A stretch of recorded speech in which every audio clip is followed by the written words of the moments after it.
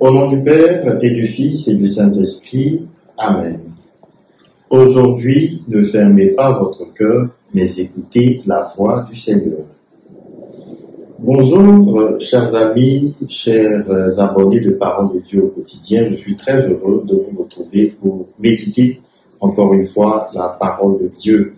Aujourd'hui, nous allons méditer les textes de ce jour. Et si vous êtes d'avis que nous devons propager, booster la parole de Dieu, alors il serait bien de laisser un petit pouce, de partager à d'autres amis, mais surtout de vous abonner.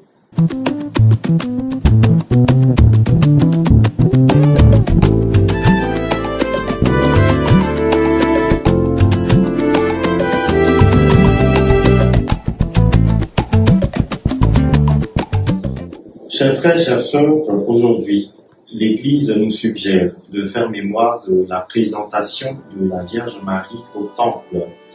Cette mémoire est une mémoire de tradition. La Vierge Marie, en effet, aurait été emmenée par ses parents, Anne et Joachim, au Temple de Jérusalem. Et là-bas, elle y a reçu une instruction et une éducation religieuse. Et voyez-vous, Jérusalem retentit comme en écho dans l'évangile de ce jour, où nous voyons le Christ pleurer sur la ville de Jérusalem. Et pourquoi?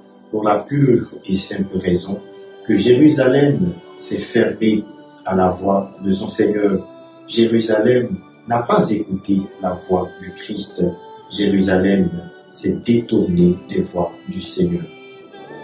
Si le Christ n'a pu retenir ses larmes devant la triste réalité de Jérusalem qui n'a pas reconnu son Seigneur, alors sachons que le Christ continue de pleurer lorsque nous lui fermons la porte de notre cœur. Lorsque nous ne reconnaissons pas en lui celui qui peut nous apporter la paix intérieure. Chers frères, chères sœurs, sommes-nous réellement sensibles à la présence du Christ?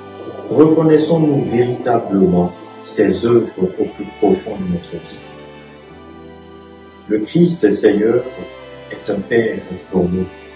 Et en tant que Père, imaginons-nous un seul instant un Père qui plus s'approche de ses enfants, plus ceux-ci s'éloignent de lui.